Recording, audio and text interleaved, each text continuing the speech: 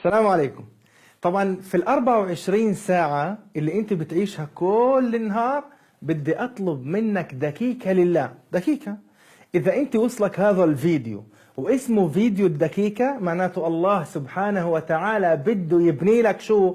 قصر في الجنة. في الحديث اللي صححه الألباني يقول رسول الله صلى الله عليه وسلم، صليت عليه: من قرأ قل هو الله أحد 10 مرات بنى الله له بيتا أو قصرا في الجنة، أو كما قال عليه الصلاة والسلام.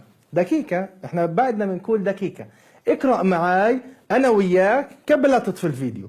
أعوذ بالله من الشيطان الرجيم. بسم الله الرحمن الرحيم. قل هو الله أحد الله الصمد لم يلد ولم يولد ولم يكن له كفوا أحد. بسم الله الرحمن الرحيم. قل هو الله أحد الله الصمد لم يلد ولم يولد ولم يكن له كفوا أحد. بسم الله الرحمن الرحيم. قل هو الله أحد الله الصمد لم يلد ولم يولد ولم يكن له كفوا أحد.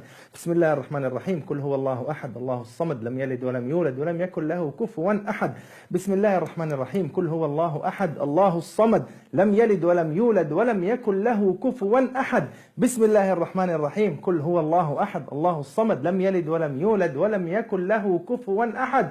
بسم الله الرحمن الرحيم. قل هو الله أحد الله الصمد لم يلد ولم يولد ولم يكن له كفوا أحد.